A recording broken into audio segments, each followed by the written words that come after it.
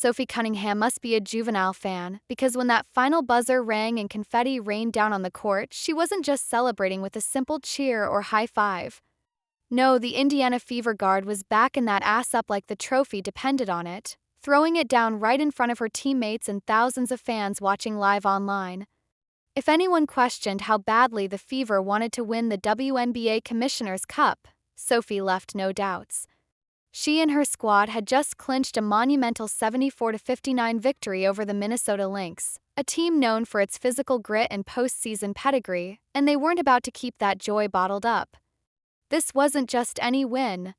It was the first time the Indiana Fever had ever claimed the Commissioner's Cup title, a major milestone for a team in the midst of rebuilding and reasserting itself as a force in the league.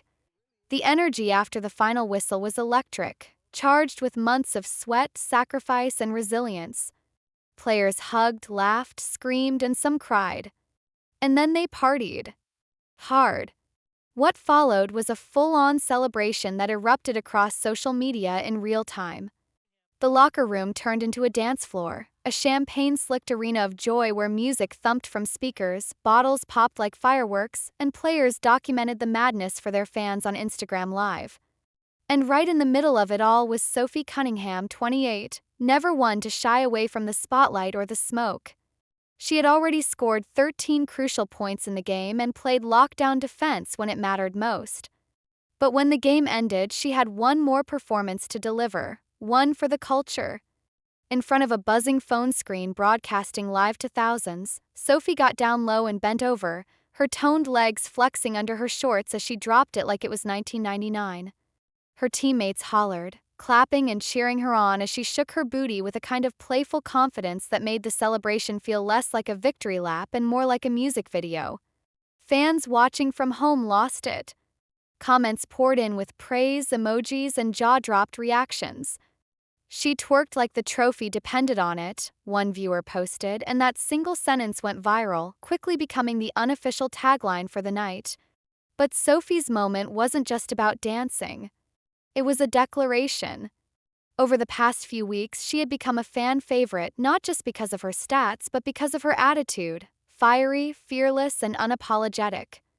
Last month, during a heated matchup with the Connecticut Sun, she confronted rookie guard J.C. Sheldon after Sheldon made a rough play on Caitlin Clark, the Fever's rookie superstar and the league's biggest new name.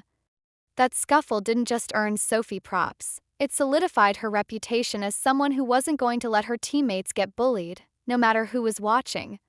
She was all heart and fire, the kind of player who talks smack, throws her body on the floor, and then shows up to dance like she owns the room. And speaking of Caitlin Clark, yes, she was part of the madness too, even though she was sidelined due to an injury. While she couldn't suit up for the game, she definitely dressed for the party. She played the role of ultimate hype woman, bouncing around the locker room in team gear and a huge smile, clearly relishing the moment even as she took care of her body. She waited like a sniper with a bottle of champagne for her teammate Sydney Colson, who had just stepped into the locker room, before Clark unleashed a surprise champagne shower on her. Sydney shrieked and laughed as the fizzy spray drenched her hair and jersey, and the entire room roared in delight. It wasn't just the moves and the drinks that made the celebration unforgettable, it was the vibe. There were spontaneous dance battles, hilarious commentary from the players, and even a few oddball conversations that made the live stream feel like a reality TV show. At one point, there was a heated discussion about Taylor Swift's best album, followed by a collective groan when someone tried to play Chappell Roan's Pink Pony Club. Caitlin Clark, suddenly very serious, made a firm declaration: "No, not today. Not that song," and everyone burst into laughter, partly because of how passionately she delivered the request. But it wasn't all just about dancing and jokes. Behind the humor and celebration was a deeper sense of pride. This team had fought hard to be here. The Commissioner's Cup isn't just a side tournament. It's a test of endurance, cohesion, and consistency across a season that stretches grueling months, peppered with injuries, travel, back-to-backs, and constant scrutiny. And for the Indiana Fever, a team that has struggled to find its rhythm in recent seasons, this victory felt like proof that all their hard work was paying off. Prize money helped too. team secured a $500,000 prize pool for the win, cold, hard cash to be shared among the players. For many of the younger athletes, that bonus money could be life-changing. For veterans, it was a well-earned reward for leadership and hustle. And so the bottles of bubbly weren't just for show. They represented something tangible: validation, progress, a new chapter. The locker room reeked of alcohol, sweat, and joy, a cocktail of everything that makes sports so visceral and real. As the night wore on, clips from the celebrations spread like wildfire online. Sports accounts reposted Sophie's twerking. Fans made memes and mashups. TikTokers layered the dance footage over remixed Juvenile tracks, giving it an even more nostalgic vibe. The Fever's official social media team leaned into it, posting screenshots, shout-outs, and behind-the-scenes glimpses of the wild night. Even rival players from other teams dropped comments, some playfully jealous, others congratulatory.